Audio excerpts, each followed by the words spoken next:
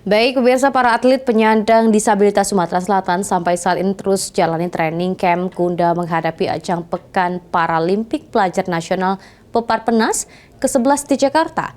Hasilnya ada kemajuan yang dialami oleh para atlet sehingga NPCI Sumatera Selatan yakin akan tembus peringkat 10 besar nasional.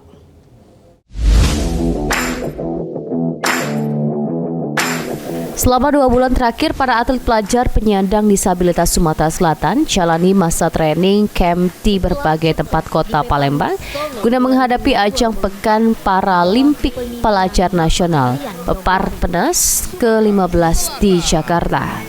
Dari training camp yang dilakukan tersebut, sejumlah kemajuan dialami oleh para atlet, diantaranya fisik serta mental para atlet bertambah kuat. Atas hal tersebut, National Paralympic Committee Indonesia (NPCI) Sumatera Selatan meyakini jika para atlet Sumatera Selatan dapat berprestasi dan mengharumkan nama Sumsel di ajang Papernas mendatang dengan tembus 10 besar. Dan percaya dengan persiapan yang begitu panjang mendapatkan hasil yang baik. Terbukti dengan persiapan yang 2 bulan ini sudah kelihatan limit meningkat, secara fisik juga meningkat. Artinya kemajuannya sudah demikian baik.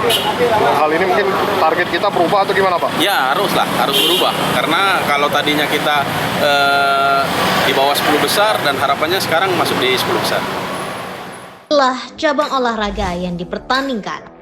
Dalam ajang 2 tahunan tersebut, Sumatera Selatan akan menerjunkan 40 atlet pelajar penyandang disabilitas dan akan ikut di 5 cabur, yakni atletik, renang, catur, bulu tangkis, dan para tenis meja.